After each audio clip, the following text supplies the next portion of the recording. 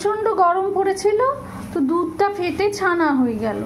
তখন ভাবলাম ছানাটা ইউটিলাইজ করে নিই, সেই জন্য ছানাটাকে একটু বেসন আর রাইস পাউডার আর নুন দিয়ে মিশিয়ে আমি এরকম ছোট ছোট করে বড়া ভেজে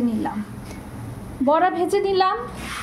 আর নিলাম ছোট ছোট করে ডাইস করে নুন হলুদ মাখানো আলু। এইবার আমরা যেরকম ছানার ডালনা বানাই সেই রকম বানানোর চেষ্টা করব। পকোড়াগুলো তুলে রেখেছি একদিকে, বা বড়াগুলো তুলে রেখেছি একদিকে।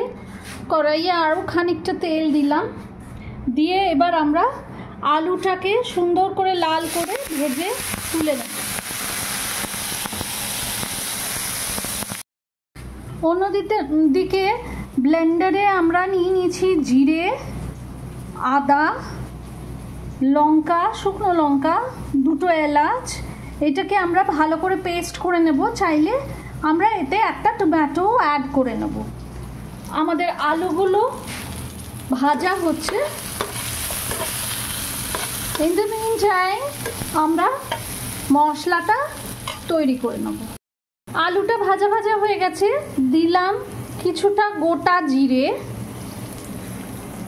আর আমাদের মশলাও রেডি হয়ে গেছে। এতে আমরা টমেটোটা দিইনি, আর দিইনি ধনে। যারা ধনে খাও তারা ধনেটাও দিতে পারো, টমেটো খেলে টমেটোও দিতে পারো। আমরা টমেটোটা আলাদা করে আরেকবার পেস্ট করে নেব। এটা দিয়ে দিলাম আলুর সঙ্গে মশলাটা ভাজা। টমেটো দিয়ে নিলাম একটা, এটাকে পেস্ট করে নিয়ে আমরা এই মশলায় দিয়ে দেব, আর দেব কিছুটা নুন আর হলুদ স্বাদ মতো অবশ্যই। দিলাম টমেটোটা, দিলাম অল্প নুন হলুদ।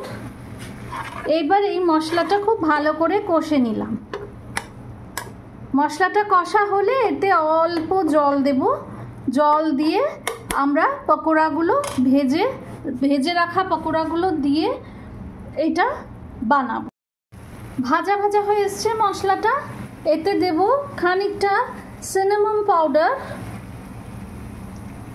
এর জন্য আমরা এর সিনামন পাউডার ইউজ করছি।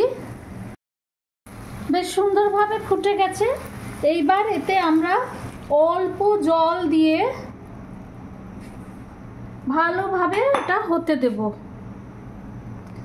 আলুগুলো সেদ্ধ হয়ে যাবে, পনিরের পকোড়াগুলো সুন্দরভাবে ফুলে উঠবে। তারপরে আমরা এতে ঘি আর অল্প গরম মশলা দিয়ে রান্নাটা কমপ্লিট। ছানার ডালনা আমাদের মোটামুটি রেডি।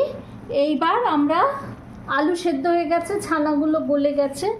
এবার আমরা এতে 1 চামচ ঘি দেব। যারা চিনি খাও তারা চিনি দেবে।